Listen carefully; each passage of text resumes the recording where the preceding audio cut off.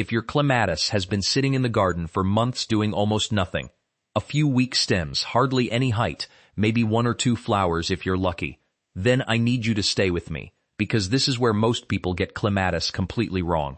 They assume the plant is fussy. They assume it just takes forever. They assume some varieties are naturally slow, and that's the end of the story. But most of the time, that's not what's happening at all. The truth is, clematis usually grows slowly because of a handful of small mistakes that seem harmless on the surface, but quietly hold the whole plant back. And the frustrating part is, these are the kinds of mistakes you can make even when you're trying to do everything right. You water it, you feed it, you give it a trellis, you put it in a sunny spot, and still it just sits there looking like it's thinking about whether it even wants to live. But once you understand what clematis actually wants, not what people assume it wants, but what really makes this vine take off, the change can be dramatic. I'm talking stronger stems, faster climbing, more branching from the base, and blooms that look like the plant finally woke up and decided to show you what it can really do. By the end of this video, you're going to know 7 specific tricks that can make clematis grow much faster and fuller. And trick number 4 is the one that gets the strongest reactions, because it sounds too simple to work. It's not expensive. It's not some secret imported product. And yet, if people start using it properly, their clematis often responds in a way that feels almost unfair. Don't skip around because these tips stack. That's really important. A lot of gardeners try one flashy trick while ignoring the foundation, and then they wonder why the plant still feels slow. Clematis growth is not just about feeding it harder. It's about removing the bottlenecks one by one so the plant can finally do what it wants to do naturally. So let's go through this properly. Trick number 1. Plant it deeper than feels comfortable. This is one of the first and biggest mistakes people make, and it happens before the plant has even had a real chance. When you bring a clematis home from the nursery, your instinct is to plant it at the exact same soil level it came in. That's what we're told to do with most plants, and most of the time, that's good advice. But clematis is not most plants. With clematis, planting a little deeper usually gives you a much stronger result over time. You want the crown, that area where the stems meet the roots, to sit lower than it did in the pot, usually by a couple of inches. That feels wrong to a lot of people. It feels like you're burying too much of the plant.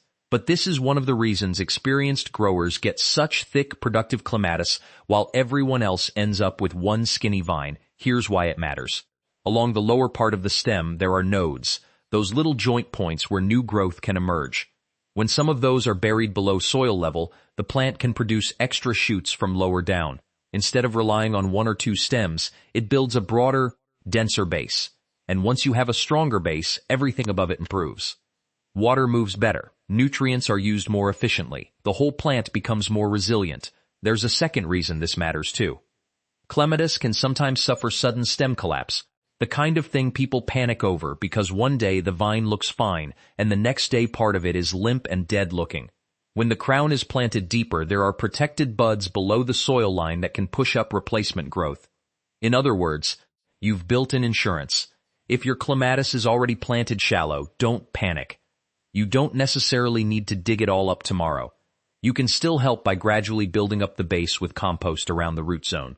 That won't be exactly the same as correct planting from day 1, but it can still encourage stronger lower growth and give the plant a better chance to bulk up from the bottom instead of stretching from the top.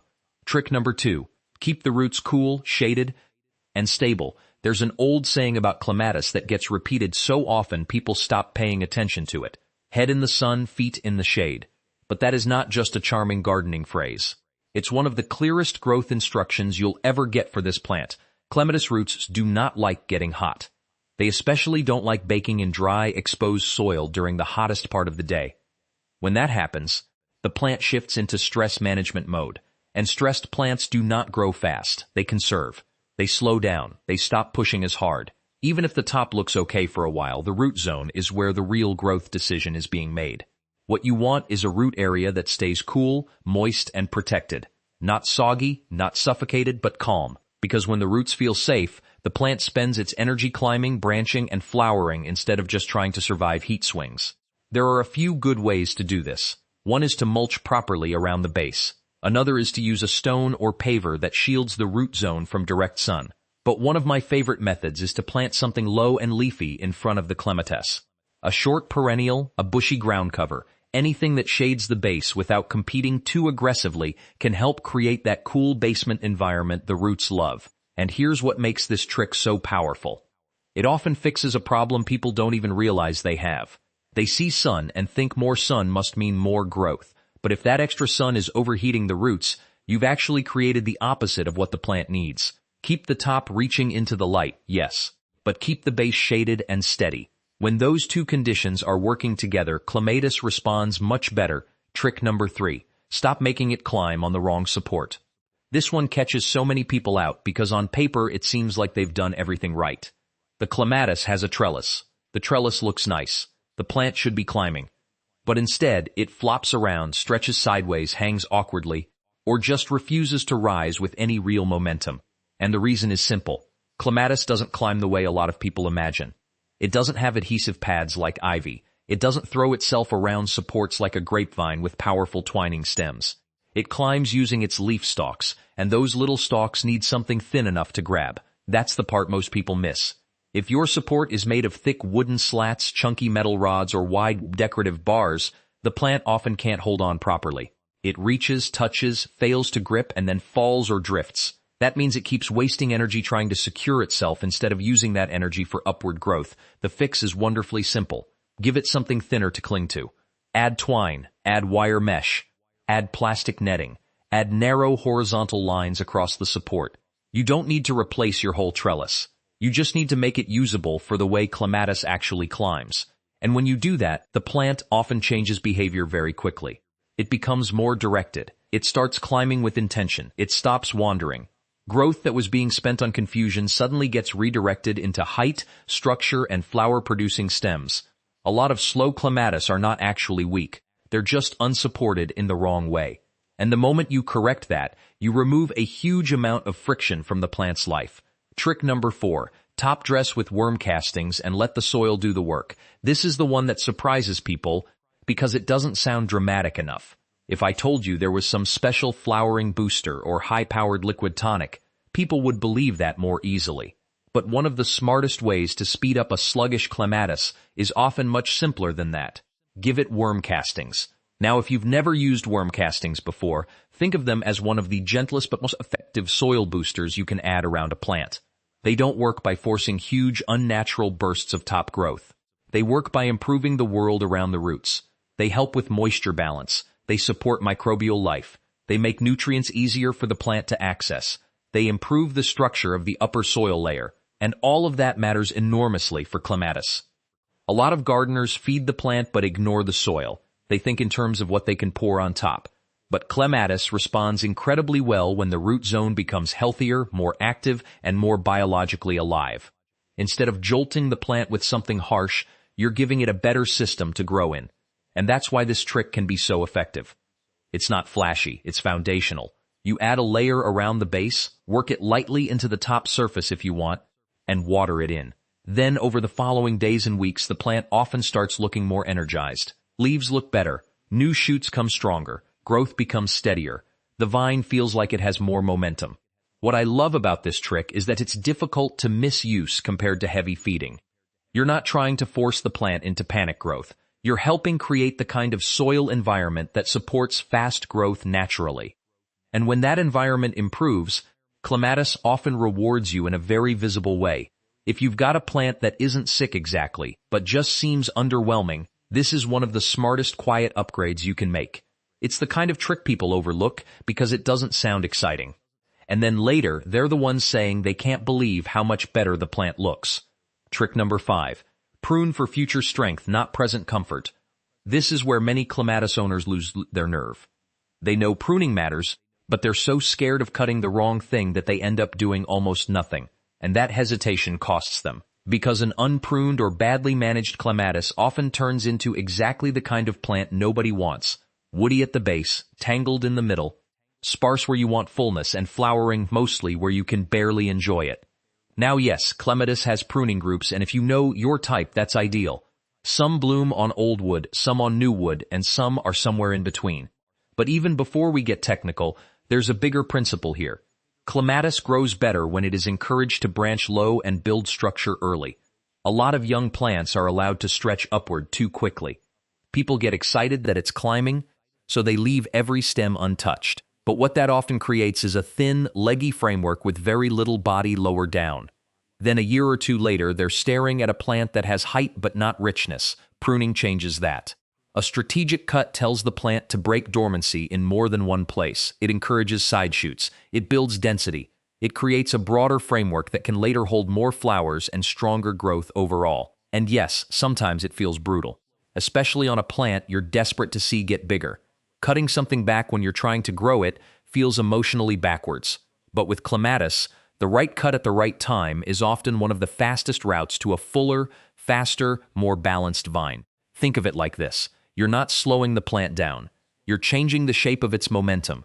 You're asking it to build stronger rather than just longer. And stronger growth almost always pays you back more than weak, rushed growth. Trick number 6.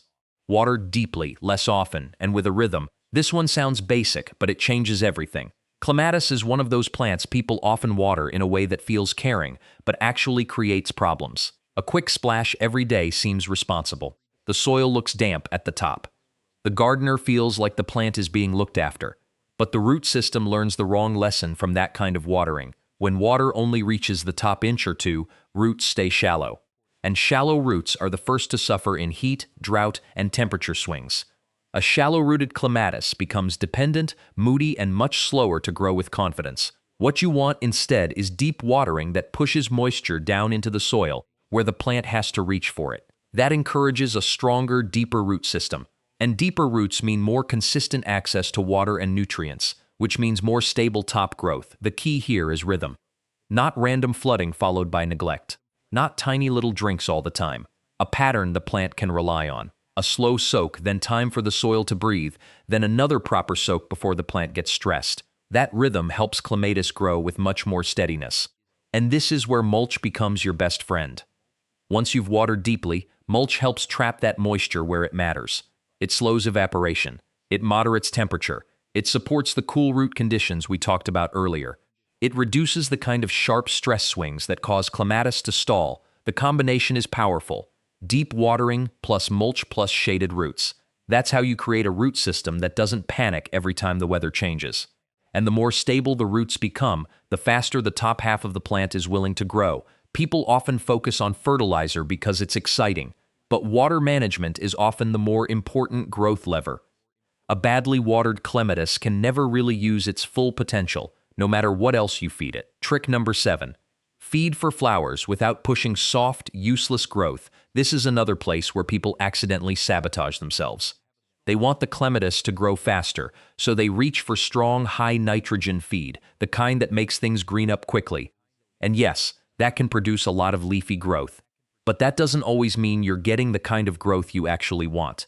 Too much nitrogen can create a plant that's lush but unbalanced, lots of soft foliage, not enough flowering power, not enough sturdy performance, and with clematis, blooming matters more than people realize.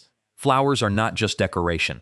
A plant that is blooming well is often functioning well. It is in an active, productive phase. It is moving energy through the system properly. That's why a more balanced feeding approach, especially one that supports flowering, often gives better long-term results.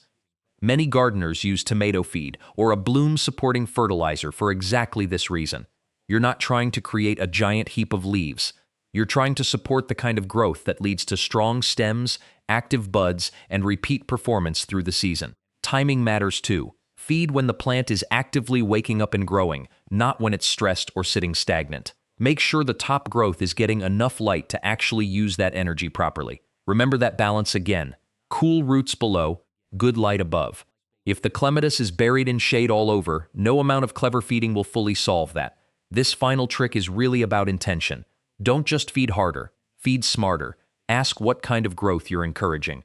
Because the fastest-looking plant isn't always the best-performing one. The best clematis growth is strong, anchored, branching, flower-rich growth that keeps going instead of burning out. So let's put all 7 of these together, because this is where the real power is. Plant it deeper so it can build a stronger base and protect backup buds below the soil. Keep the roots cool and shaded so the plant doesn't slip into heat stress. Give it support it can actually grab, not just something that looks decorative in the garden. Use worm castings to improve the soil environment and quietly wake the plant up from below. Prune for structure and strength so the vine becomes fuller instead of just longer. Water deeply and on a rhythm so the roots go down where they belong. And feed for flowering performance instead of just chasing soft leafy growth. Now here's the important part. You do not have to do every single one of these perfectly overnight. That's where people overwhelm themselves. They hear 7 tips and think they need to completely redesign the garden by the weekend. You don't. Even fixing 2 or 3 of these can make a visible difference. If your plant is shallow planted, badly supported, and constantly heat stressed at the roots, correcting just those things may completely change how it behaves. If your watering has been too shallow and you're feeding too nitrogen heavy, fixing that combination can wake it up fast. The point is not perfection. The point is removing the hidden breaks, because that's what slow clematis usually has. Hidden breaks. Tiny friction points, small misunderstandings, nothing dramatic on its own, but together they keep the plant from ever building momentum. And once you remove those one by one, the same plant that looked sleepy and disappointing can suddenly start behaving like an entirely different vine. That's the part people love most about clematis. When it finally settles into the right setup, it doesn't just improve a little. It can surge, it can surprise you. It can go from cautious and underwhelming to confident and covered in growth in a way that feels deeply satisfying because you know exactly why it happened. So if you've been blaming your clematis, maybe stop for a second and ask a better question. Is the plant really slow, or is it quietly reacting to the conditions you've given it? Because once you answer that honestly, the fix becomes much easier. If this helped you understand clematis in a different way, do me a quick favor and subscribe, because I've got a lot more practical growing advice coming. And tell me in the comments which one of these 7 tricks you're going to try first. Is it planting deeper, changing the support, cooling the roots, or testing the worm castings trick for yourself? And if you've already discovered something that makes your clematis grow faster in your own garden, drop it in the comments too, because that's where some of the best real-world tips always show up. Now go give that vine the setup it's been asking for, and I think you're going to be amazed at how quickly it starts paying you back. I'll see you in the next one.